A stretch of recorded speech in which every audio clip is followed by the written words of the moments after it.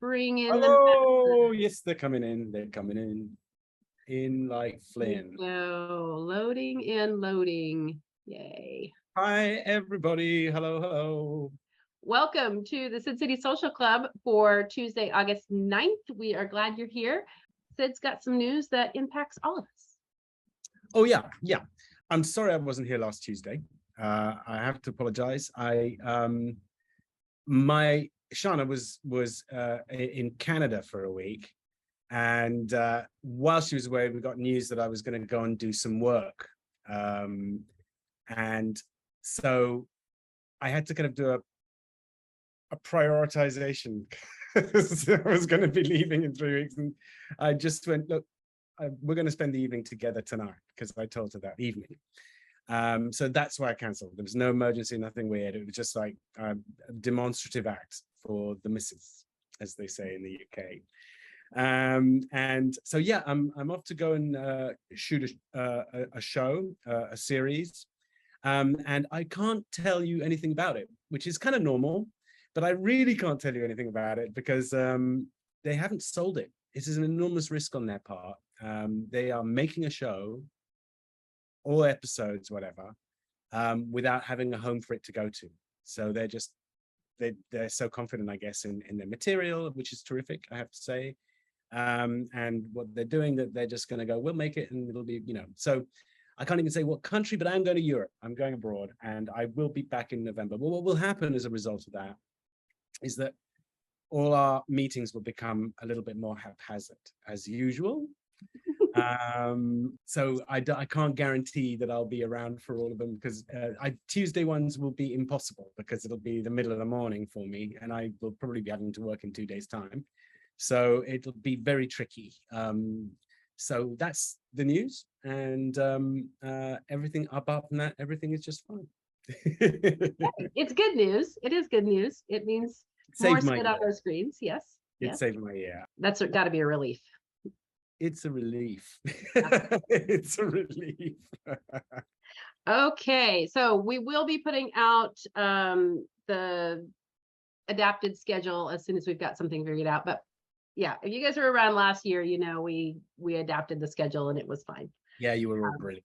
You filled in for me. Thank you. All right, we're going to get started with our birthday shout out, and that is Savannah. Hi! Happy birthday! Happy birthday! Happy birthday! Happy birthday! Happy birthday! Just basking in that. Thank you. That's what I came for. You look like a 21st century Marie Antoinette with the background you have there. Except for Walmart, Goodwill, free hand-me-down furniture. Well, it's gorgeous. It's sumptuous. It works really well. Yeah, that was totally the vibe I was going for. So I'm glad that it pulls off. It's the only thing you can see. You can't see the mess or any of the crap on the floor. Yeah, it's perfect. Happy birthday. Thank you. When is it? When was it? It was August 1st. Oh my goodness. And that was, so I blew it. So it's totally okay. It was me. I didn't turn up to your birthday thing. You're forgiven. Thank you. But I had kind of an unusual, my birthday celebration / what I'm calling my quarter life crisis gift to myself was somewhat on the odd side, and I sent Mel pictures of it because it's so odd. I feel like I must share it with everyone. Why does that not surprise me, Savannah? Every time I show up, I have something new and strange. So here's you're my a mermaid. new and strange. Oh, that's fantastic. Yeah, so I've always wanted to be a mermaid, so I finally bought myself a mermaid tail. That is so cool. I mean, limited cosplay opportunities, but go girl. Yeah, it is absolutely incredible. Wow. And it feels absolutely amazing to wear and absolutely amazing to swim in, which you can do. Oh my goodness. You are brilliant. Do you know that? I mean, that is one thing, dreaming about it, but actually going ahead and doing it, and in such spectacular fashion, that is awesome. And it's so much bigger and so much heavier than I was prepared for it to be. And how I is- sent me all the video. Oh, perfect. I was going to ask a question that you'll probably just answer Yes. now. I bought a GoPro to Oh put my in the goodness. pool. You're like an Olympic athlete. I live in an apartment complex, so, and this thing is very, very large. So I wait for the people to leave so I don't smack anybody. Wow. It's beautiful in the water. I knew it was going to look cool, which is why I bought the GoPro, but I didn't realize how cool it was gonna look. Oh my There's goodness. me with my lovely goggles. But yes. Oh, that's amazing. You have to wear goggles because even at nighttime, coming so close to the surface would blind you. Yeah, With your yeah, mind. yeah, definitely. That's my excuse, yes. Very deep sea creature that you are. Yes. Oh my goodness, that's wonderful. That really is awesome. I'm kind of just astonished. It really is a beautiful. Me too. I don't think anyone could pull it off as well, though. I mean, I've seen that kind of thing before on YouTube and stuff, and there's a mermaidy type thing, but it doesn't look anything like as good as that. That looks like, it just looks like a mermaid, like I want it to look. I feel like I have evolved into my final form, my true form. Now tell me, is that, if I dare ask, is that your hair we're looking at here? What, here? This Yeah. what I'm seeing, because you said you were red hair. You had red hair. It's And it's we've still got the blue and the blonde and Yeah. the beautiful stuff happening. Good. it's That's wet it. because I was in the pool for obvious reasons. You came out of the pool just to do this? Yes, pretty much. I've been in and out of my apartment complex pool pretty much every day to some extent. Because when I was a little bit younger, I was a really strong swimmer and could do like acrobatics and stuff underwater. But when I moved out of a house that had a pool in the backyard, I lost a lot of that skill. So I have been living in the apartment complex pool, trying to get some of my skill back, so that I can be more impressive. You will get it back in no time. Are there any kids in the apartment complex? There are. I've been trying not to invoke their attention too much because I know it's going to be all over. I do. They will be awestruck. That is part of the reason I have been there at 9:30 at night. Yes, to not be tackled by children. I wonder how kids would react to a real mermaid, and they'd have no reason to think otherwise. I don't know. The first time I took it down to the pool, there were a couple of kids down there, but like I carried it down to the pool, so it wasn't like there was any illusion to it. The kids watched me get into it. But if you had a kid that was small enough and could keep the illusion, I really don't know. I think it would be quite fun. I know my childhood self would have been thrilled. You'd have to who see, knows? I'm lost. I had to get in this pool because I was getting too dry. Yes. That's fantastic. That really is. So how's life at college? I'm good. I'm still talking to one of the other departments about hopefully possibly getting me in as a 3D printer babysitter, so that the wheels are still turning on that possible job. So I may have a better, more interesting job soon, but I'm literally waiting on them to create a position for me. It does take a long time, doesn't it? Yeah, it does. So all I can do is wait. Have you shown them the mermaid footage? That'll convince them. That'll really convince them that I need to. It would for me. I'd be like, that is the person I want. I want someone with that kind of imagination to be hanging around doing all the good stuff. They've seen all kinds of other nonsense that I've done, so I'm sure that's just another. It's just another thing in the list of all of the weird eccentricities. Yeah. Oh, it's so brilliant. Is there a meeting of a kind of convocation of mermaid? There's a mermaid convention somewhere. But there's a Facebook group that's got 40,000 people in it. I'm in, but as far as locally, I'm not sure. I haven't gotten to finding them yet. I wonder what that would look like. There are videos on YouTube from Mermaid Con, and it's underwater, and it's unbelievable because they've got an Olympic-sized swimming pool with 30 people in tails in it, and people have GoPros under the water, and it is amazing. Everyone's just hanging out, having great fun. Oh my goodness. It's amazing. That's got to be on your list. I think it is now, yeah. Are you interested in the ocean in a wider, more general Oh sense? yeah, absolutely. My father basically grew up on boats. We have lived near the ocean in some capacity most of my life. I am not the kind of person who'd necessarily go diving in it, but I do love the ocean and sea monsters in particular, of both real and imaginary. Yeah. So I like a good sea monster movie. Part of the reason I ended up with the tail that I ended up with is it looked just a little bit dangerous, which was what I was hoping for, just Yeah. like slightly more killer mermaid. Oh, much which better was, than Daryl Hannah. yeah, was what I much had in better. mind. But yeah, I've lived in Florida most of the part of my life that I've been old enough to remember. So I've never been very far from the ocean, really. I'm trying to think what about the ocean is most alluring to me. And I'm kind of halfway between the dread of the fact that I'm terrified when things get really dark below me and I'm in the water, if I can't see anything at all. So the deep ocean is incredibly alluring, but very frightening at the same time. But the other side of it is the animals that I know and love that are kind of shallow water animals, like dolphins and octopuses. Is it octopi? It's octopuses, and I'm going to resist the nerdy diatribe on why. Oh, good. Please tell me the why. I want to know the why. Oh God, I always do this to everyone that I talk to.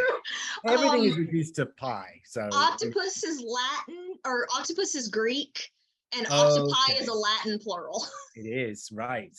So it's octopuses. Yes. So those are my two probably favorite sea creatures. What are your favorite sea creatures? Anything, but like I said, I'm like a sea monster person. I like my sea monsters and basically things that don't exist. And I think the reason that I am such an ocean aficionado is that I'm not going to say that I like believe in anything ridiculous, but I like things that are slightly unknowable, where you can kind of believe that there's something out there that you can't really prove that there isn't. And the ocean is so poorly explored right now that I get to hold out hope that there's some sea monsters out there, and that brings me great joy. So absolutely, the Leviathan may yet exist, and but it's down there. I'm holding out hope.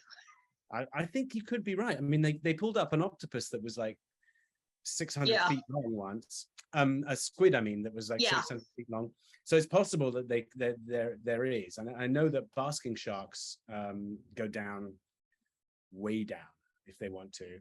I mean, it's just awesome. I mean, that's the only word I can come up with. When I've swum off an ocean shelf before in Italy as a young boy, and it just scared the living daylights out of me. Yeah, that I'm not brave enough to do. I have a healthy fear of drowning. Went wild, and I just turned around and swam as quickly as I could back to the safety of the shallow water. Yeah, I think that's the correct strategy. That's the only strategy I've got. Well, Savannah, you are brilliant. I think you've just cheered everybody up. And brilliant, I mean it, because swimming like that is not easy without a tail. It's really hard. And you've brought a smile to all of our faces. So it was a brilliant idea back in the day. Fantastic. Thanks. Thank you. Happy birthday. Thank you. Thanks, Savannah. Mel, I am so sorry. It's just my anxiety through the roof. It's fine. It's fine. So sorry, Mel. Mermaids are fine. It's the what lurks in the deep dark sea that's got my heart rate up. So let's go. Oh, I forgot. Sorry, Mel. It's fine. It's fine, guys. All right. Joan Marie, please save us. I am here. Joan Marie Verba, as I live and breathe. And breathe.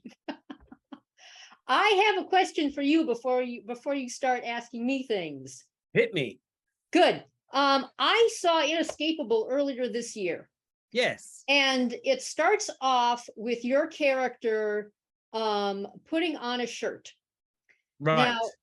Now, the significance of this scene is to match with a scene much later in the movie where the character again puts on a shirt, but in very different circumstances. Quite. And so that I get. My question goes to something, an acting point that I saw in an interview with Patrick Stewart, and he was saying that his first movie role was a walk-on part, and all he had to do, the director said, was walk away from the camera. Now, you would think that walking away from the camera, Patrick said, would be a very easy thing to do. But with the camera on you and all those people looking at you, he found that it was extremely hard to do. So I thought of that when I saw those scenes, and I was wondering, how do you handle something as daily and ordinary as putting on a shirt from a point of view of how does my character put on a shirt? And how does my character put on a shirt in the first circumstance and in comparison to the character putting on the shirt in the second circumstance? I wonder if you can comment on that. I can, I think. I mean, I Good. can't remember exactly the circumstances because it was probably a decade ago that I filmed that. But I do know that I kind of I would have taken an interest in myself, looking at myself in the mirror once in one way, and a less of an interest in myself the other way. Because I think from a cinematic point of view, a character looking at themselves in the mirror is very revealing. You know, it's very introspective. And it's certainly, if you're like me, I don't look in mirrors very often. If you take a moment to actually do something, even as mundane as putting on a shirt in front of a mirror, that's kind of a statement from a cinematic point of view. And you're missing a trick if you don't use it that way, and reduce it just to its basic, oh, I'm just putting on my shirt, I'm leaving. But if you can notice something about yourself that you kind of store away and the camera spots that, that's useful. And and especially when you've got a mirror scene later, a mirroring scene, that can be missing or that can be expanded on, or so you can really comment as an actor who we don't often get a chance to really comment outside of words, but things like mirrors are really good props for doing just that, for giving the audience a sense of what you feel about yourself. So I would imagine, and I can't remember, I'd have to look at it again, that one would be a lot more confident, perhaps, when my life hadn't fallen apart, in the early part of the film, and much more something else in the last part of the film. I can't say what that was because I can't remember what I was aiming for. What did you think of it? Because it's a very, there's an interesting story behind that film. Well, I mean, any film that has you in it is Okay, very. it's just superb. Consider that compliment fished for. It was a very controversial film for me. Apart from the fact that you do leads at your peril in the acting business, you know, you take on the responsibility of whether the film's successful or not. But it coincided, the filming of it coincided with the Arab Spring in Syria.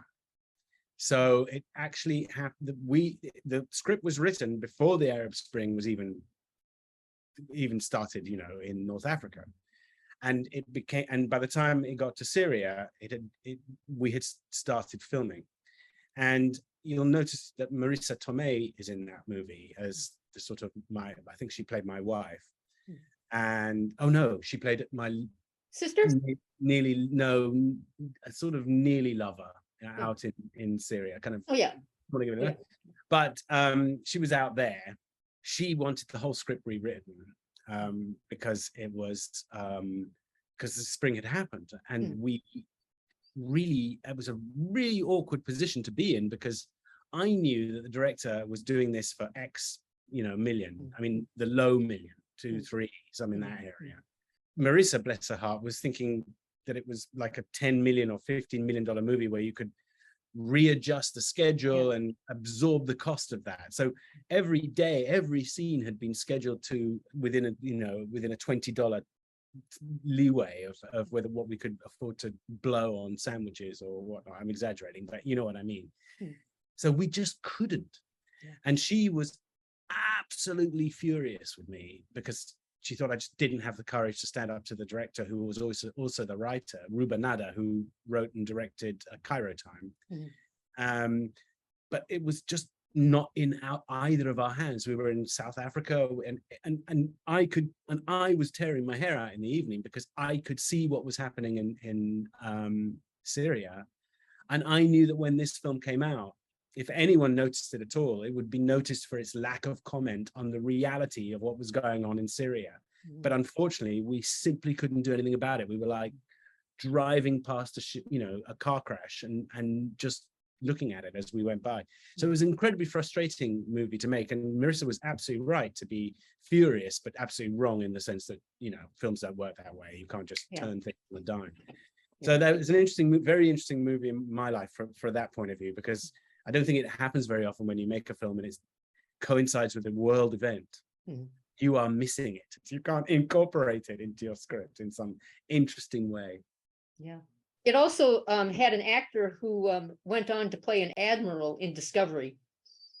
Oh, who was that? Is that a pop quiz? Is that a general knowledge quiz? Because I don't know. Oded Fair. Oh yeah, he was great. He's still a regular there, as far as I know. Oh, I'm really glad to hear it. Yeah, he's lovely. Yes, he is. All the good things that can possibly happen. Yeah. He was lovely out there, and he was a trooper, because everybody knew this. We were like the journalists who were missing the scoop. It was what a complicated situation that was. So tell me a little bit about 12. Yeah, 12 is my latest novel, and it came out last Congratulations. week. It's a retelling of the 12 Dancing Princesses fairy tale. Yes, everybody loves the cover. It is beautiful. I'm very proud of it. What's the genre? It's a fantasy. It's a fairy tale retelling. Lots of authors, this trend started in like the 70s of authors taking fairy tales and then retelling them and adding things to them and things like that. I think that people will like it. As I told you before in a previous interview, I'm an autistic author, and so there's more of an emphasis on what characters do and say rather than how they feel, and I got some bad reviews because of that too. Not enough feeling. Oh, okay, well, Yeah, well, that's not my thing. Yeah, absolutely. And it's kind of presumptuous, isn't it, that they all get upset because it's not adult enough. It's like no one ever thought that it might actually not really be for adults. It might be, market will find itself. It has an amazing gravity to literature. It'll just land where it wants to land. Yeah. Do you have a page that a lot of people have on novels that is like a bio of the author? Yes, I do. Yes, and do you mention your autism in that bio? I don't, and I probably should. Maybe I'll do it in the next book, or if I revise this one. It would be really good for other autistic people trying to write. If you don't do that, then it kind of is like, I didn't know. It just never occurred to me to do that, but that's a good idea. Yeah, stick it in there, because that gives people context. Yeah, and especially people who are in the critical world, whoever they are. Everybody's a critic now, to use a cliche. I wanted to tie this into something else. Yes. I write because I enjoy writing. I've always enjoyed writing, and I got a lot of book ideas, and so I'm writing another novel now. I love that. One of the things that I've been hoping for in writing is that I would earn an income from it, except that that's never happened. Very hard to get a job at my age. I've been applying to jobs since I was laid off in March of 2018, and I've applied to 684 jobs. Only admire your persistence. Your persistence and tenacity. Well, I have to be persistent because I'm on Social Security. I do have this job, although it's only a few hours a week, but it's something. Are you getting turned down for people who want people to work for them? I was talking to a friend of mine who is also over the age of 50, long-term unemployed and desperate to find a job and can't find one. And I was talking to her and I was saying, I know that I could get immediately hired for, retail jobs, hospitality jobs, assembly jobs, but I cannot do those jobs. Yeah.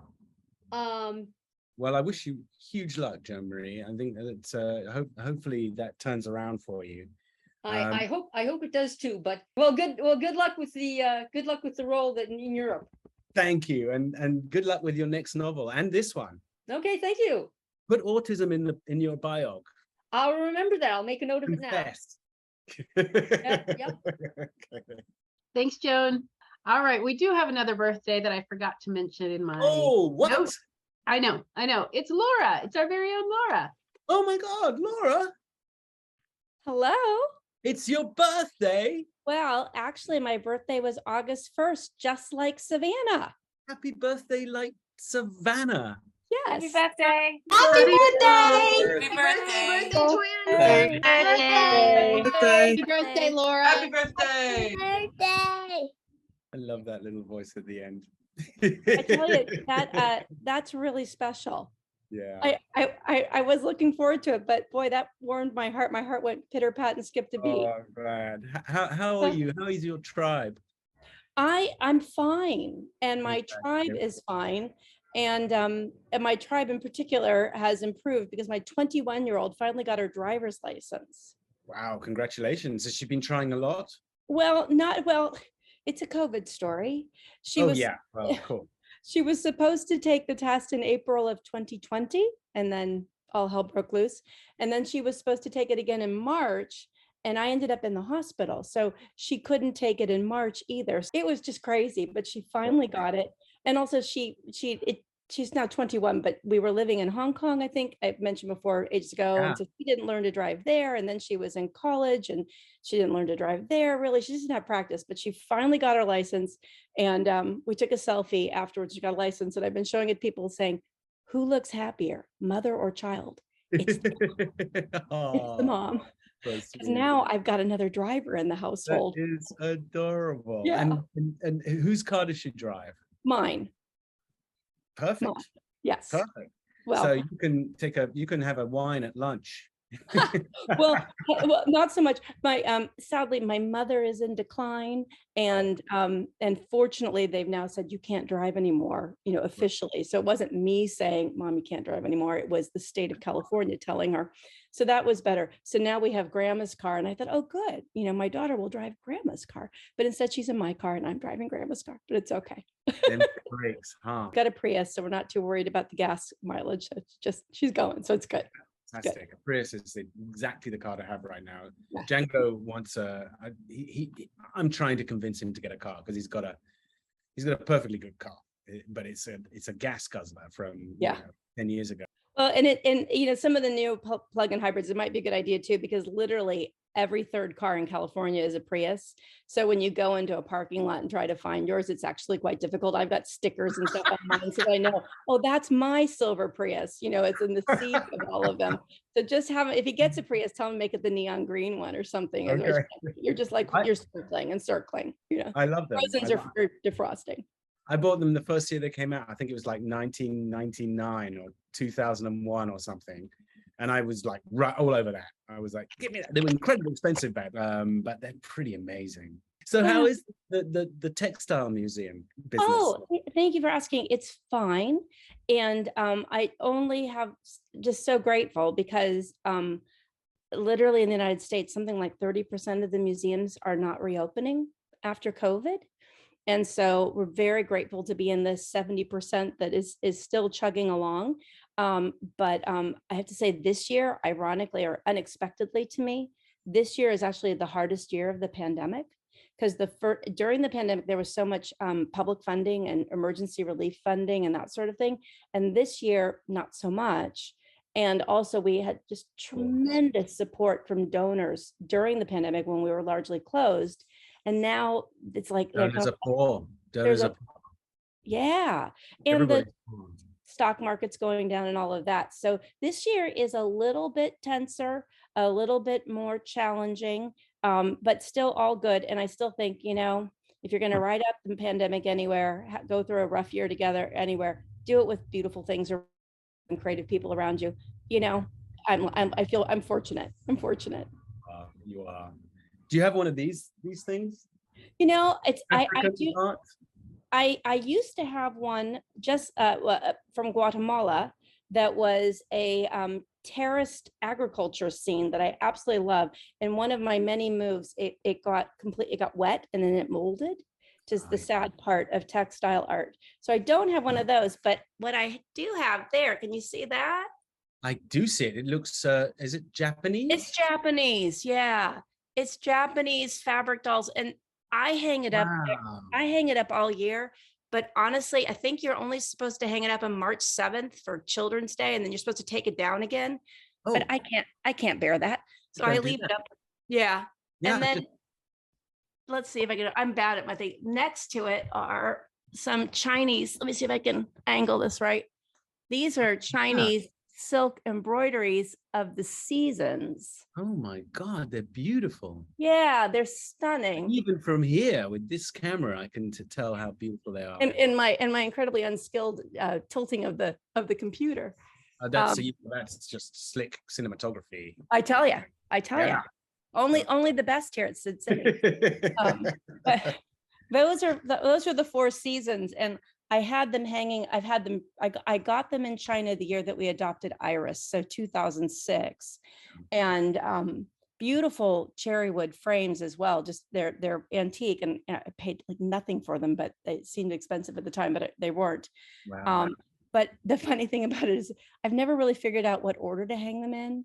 And finally, a year ago, a Chinese student was in my house, and I said, Celia, will you please make sure that those are hung the right way? Oh, Because, great. like in Chinese culture, does winter go first? I have no idea. So now I do. Whatever they're up there, it's correct now. So Right. good.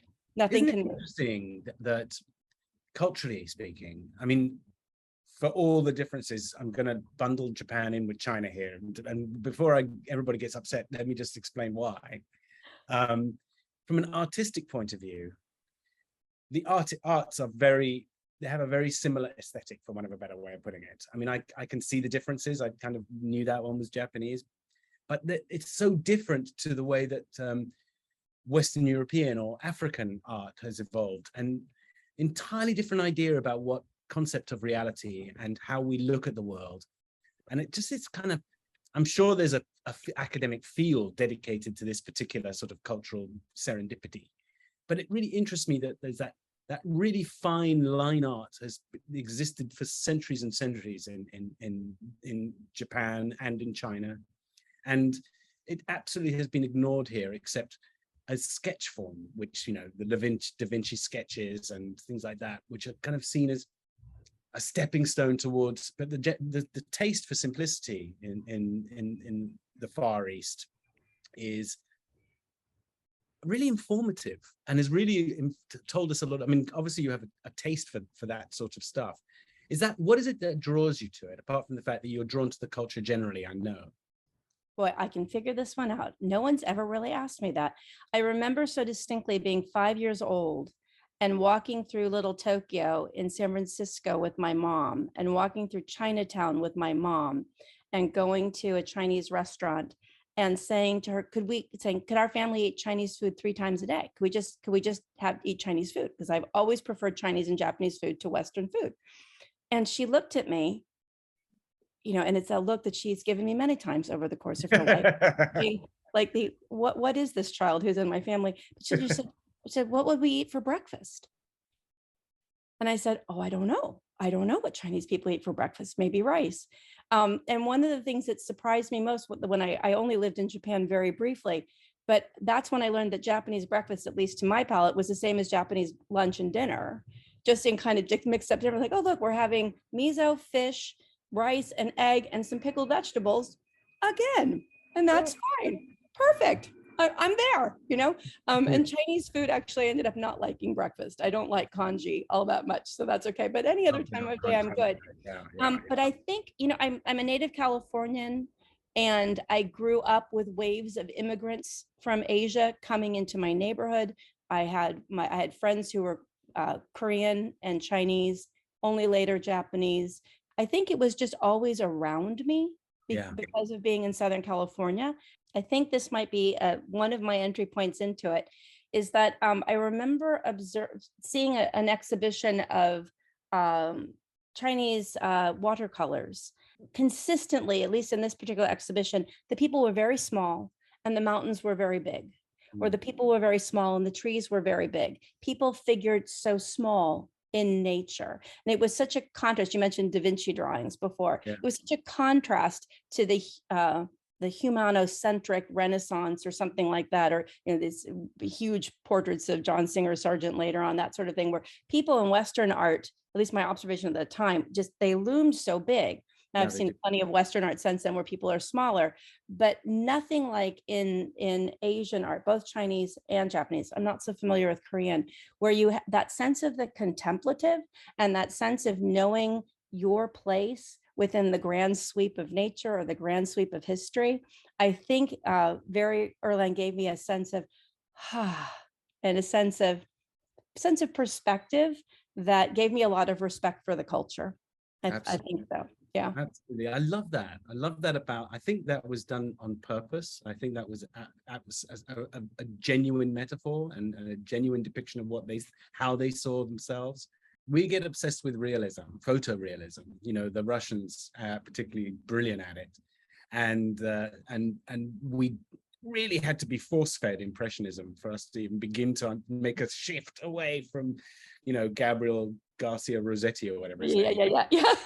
Crazy romantic stuff at the end of all that flowing lot. Actually, Raphaelites with the flowing red hair. They all look like Savannah. All those portraits. You should have a look at those guys. Yeah, Rossetti. Have a look at Rossetti, Rossetti, exactly. Savannah. You'll see yourself a million times everywhere. It's especially in that room. But it's fascinating, and I was really curious what your in was. I thank you for helping me in there, because that's sure. really interesting. That's a happy thought to finish with. Thank you very much, Laura. Good to see you. Take care. Thank you so much. Bye-bye. Bye-bye. Thanks, Laura. Happy birthday. We are going to go check in with one of our younger members before she has to go to bed. Oh no, it probably is. Have I left it too late? No. It's all fine. Luna, hello. Luna? Hi. Hello. Hi. Luna. How are you? Good. I'm glad to hear it. Where are you? I at my house. Oh, okay. That's a good place to be just before bed. As a rule, that's a good place to hang out. Yeah, That's because I am actually sick. Oh no, what's up? I just have a sore throat, but it'll go away soon. That's very philosophical. It will. You're right. That's the good news is, however uncomfortable and gritty it is right now, it will go away. And a good night's sleep will help, I hope, with that. So what did you get up to today? Did you just stay at home and try and be relaxed and not get get too tired? Well, first we went to the doctor's, and then when we came back, then my mommy told me that I have to go up here and just relax. That's a good thing to do. What's your doctor like? Are you happy with your doctor? Yeah, because it was pretty nice.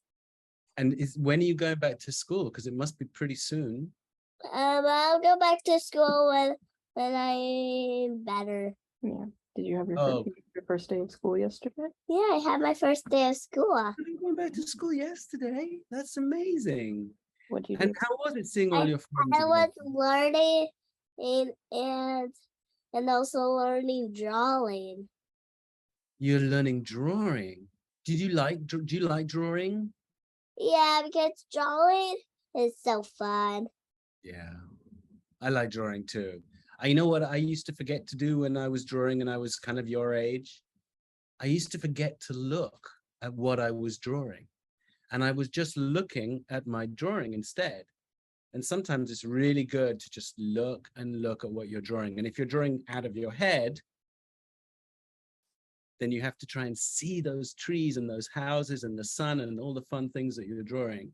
Yeah, but yeah, you can draw whatever you want. You can draw whatever you want. So what are you going to draw next, do you think? When I feel better, Yep. Oh, Actually, drawing is something you can do when you're not feeling so good as well. I will draw. I'll draw a unicorn. Because unicorns are my favorite. Shauna, my wife loves unicorns as well. Yeah, And- because unicorns also make a rainbow. And they- also, unicorns horse also do magic. It can do magic. Absolutely. That's pretty wild. That is pretty amazing. Have you got any drawings around right now? And do you like this picture I drawn? That is beautiful, Luna. Yeah, I used different colors to make a rainbow. You did such a good job. That is really beautiful. That is gorgeous. And what is all that in a circle? It looks like sea starfish and fish. Can we have And another? also a sun. And the sun. You've got everything in that. Yeah, and also these things are what you just slip under whenever you have them. They're called. It- Yeah, they're abs- called flippers. That is just a delight of color. That is a dance of color. It's really And I also beautiful. made a Thank you. snorkel. Say thank you. You Thank did. you. You're And welcome. also I made a snorkel. Ah, yes. Okay. Wow, that is gorgeous. I'm so glad you showed that to us. I think that's just precious, that painting. Yeah. Absolutely you. gorgeous. Well, I hope, my dear, that your throat gets better very, very quickly. And you have a really nice sleep. That's And the- my mommy also turned on the timer. And when it rings, then that means that I'm done talking to you. How much time do we have left, Luna? Oh, you've got, do you know, you have 3 minutes. Do you know Yeah. any jokes? Yeah. Have you ever heard of knock knock jokes? In where I grew up, which is the other side of the ocean, a bit abstract. And a knock knock joke works 2 ways. So I have to say something and then you have to say something back. So are you ready? Yeah. I'm gonna say knock knock, and you've got to say who's there. Okay. And then we'll just improvise from there. So I'm gonna start. Knock knock, Who's there? Isabel. Isabel who? Isabel really necessary on a bicycle? That is a knock knock joke. And you can make up all kinds of good ones like that. Yeah. Is that a funny joke? Yeah. But mommy told me that time's up. Well, Luna, I'm disappointed because I could talk to you for a long time, but I'd much rather you went to sleep because you've got to go to sleep to help that cold go. Good night, Luna. Thank you for talking to us. If everybody wants to say get well soon to Luna, you can. Get well soon. Soon, Luna. Yeah, we'll see, Luna. Thank you. Emma, Thanks, Juliana. Okay, let's go chat with Jen. Hi, hello, Jen. How are you? I'm good. I'm a little I nervous. love your hair. Thank you. It's It's fantastic. it actually has to do somewhat with what I wanted to tell you in the community. It's pink, purple, and blue, and I'm telling you that because I'm coming out as bisexual. Oh So- my goodness, congratulations. Yeah, How so brave of you. yeah, I came out to my husband like 2 months ago, and obviously it doesn't change our marriage or anything, but like if down the line something were to happen, God forbid, I would be open And also to- more fully explains you. yeah, And it explains me. It's about my identity, not about that's all- actions. yeah, exactly. So, It's really a privilege for him to know that now. I'm still really nervous. That is fantastic, Jen. That really is fantastic to know that about yourself. That is to admit that. When did Yeah. you find out? Have you known all along? I've known basically since I was 20, I had like kind of an idea. So like 22 years now, but every You must time I have tried repressed. to talk to some friends about it, like various people, they'd always be like, "Oh, you're just bi-curious. You've never been in a relationship with a woman." I was like, "No, I think I'm bisexual." Like, yeah, but they would always shoot me down. So I would be like, "All right, I guess I'm not bisexual. I'm bi-curious." And I told my three best friends are all LBGT. Oh my God, did I mess that up? Acronyms are acronyms. Screw 'em. LGBTQI plus community. So they were all very excited for me and Right. stuff. And one of them was like, "Welcome to the community," and he Yeah, wanted to that's throw me a welcome fantastic. party. And I Oh, was that is like, "No, you live in wonderful. California, too far away." Well, hopefully you've unlocked a bunch of friends that you will maybe never have bumped into, and they're going to be such a generous source of information and wealth, but you know, psychic wealth, that Yeah. you'll be so happy. I think that's fantastic. No wonder you look completely different. You Yeah, are. well, You've I done shaved something my head wonderful. kind of on impulse one night. I cut off all my long hair and like my You- husband was like, "It looks terrible. You cut it yourself. Let's buzz it." So I was like, "All right, why not?" This look suits you, and your rat and your snakes. So they like, who the hell You are know you? what? I have a funny story about one of my snakes. And I don't want to freak anyone out, but like Mel's okay he- with snakes. I she think okay, she's had a rough night. she has She mermaid. my snake was like, and I was holding her and she had her face pressed to my forehead and she was flicking her tongue really close to my forehead. And then all of a sudden she opened her mouth and tried to eat me. And I was just like, "Monty, what are you doing? I'm too big for you." Her mouth is like this big. Well, maybe this big if she opens her jaws, but My like goodness. on my forehead. Do you see the problem? Could that possibly be affection? No, I don't know what it was, but it was very funny, and my husband and I laugh about it because I must have my sweat must have I was sweating, so my sweat must have reminded her of a rat.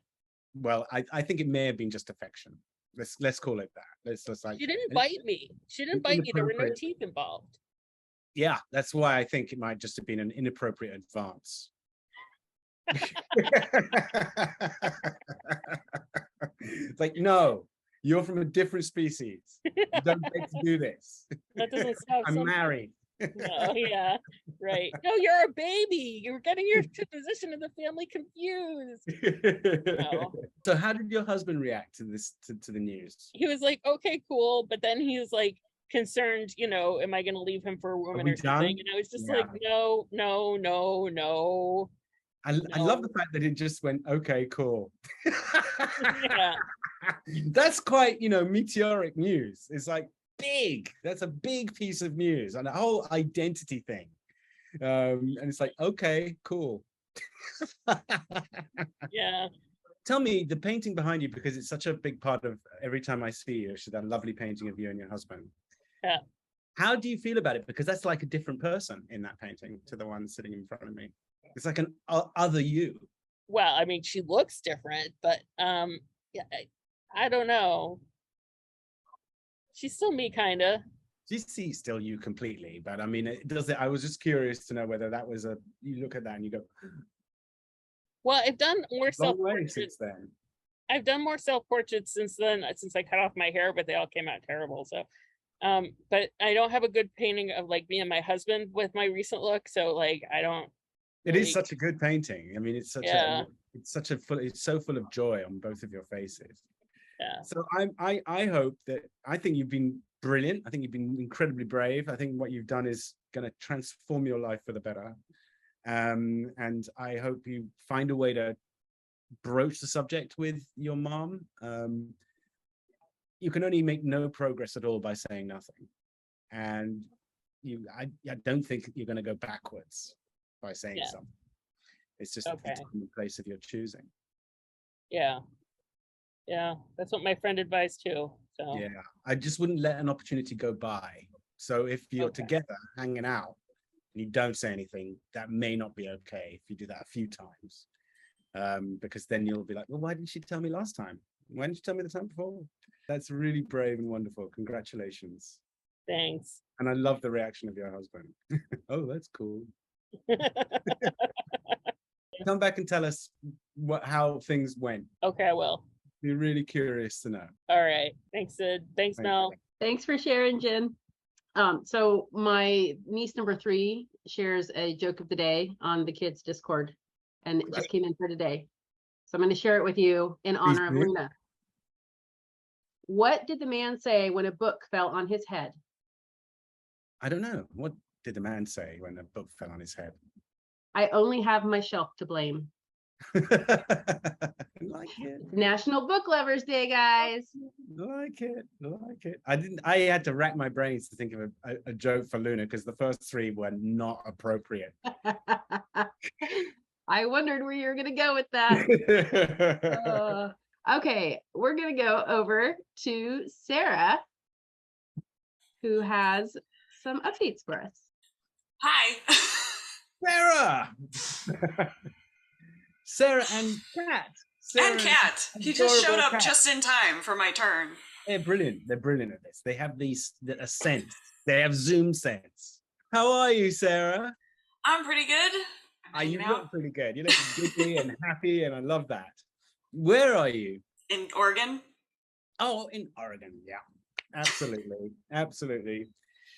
What is going on in your life? What's going on in your world that's made giving you pause? What have you gone in the last couple of weeks? What's gone?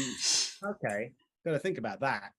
It's low season right now for bridal stuff. Right. So we're not getting that many orders, which makes You're it not design making- season. Yeah. So we're doing tons and tons of trying to come up with new stuff, which like at the start of the design process is like really fun and really crazy. And you're just constantly like, I don't care how it turns out. I'm just trying a thing that came into my head and you're just going nuts. And now we're getting like towards the end of the cycle where you're like, I have to make this idea work. This is driving me crazy. Now it's wrong and it's still wrong and it's been wrong for 3 weeks and I have to do it again until it's right. Anyways, it's fine. Especially for weddings, because that matters. I mean, that matters more than pretty much anything else. I mean, other stuff can go wrong in your life, but if your wedding isn't going right, boom, it fireworks. Everybody gets upset. Everybody gets mad. It's a big mess real fast, so it's gotta be good. And you get it from many different angles, you know. And so who is your cat, by the way, Sarah? This is Momo. Hey, Momo, what's up? Nice to meet you. Ms. Momo? Mr. Momo. Mr. Momo. Always a pleasure. Yeah, as you were. They're adorable. We just found out after the fact that one of my pieces specifically, here we go, Yeah. got used in a movie. Oh my God. So they just made a new remake of Father of the Bride with Andy Garcia in it. I was going to say that's Andy Garcia. It sure is. And that thing that the bride has in her hair, I made that. I made that with my hands. Oh my goodness. Did they know? Did they say thank you? There have been other times when there's been like a red carpet event or a movie or something that had something of ours in it, and normally we get like a call from a stylist. They're like, I'm going for this look, send me what you have. But this person who put this costume together just like went into a local bridal boutique and got some stuff, so it was a total surprise to us to see this in the movie.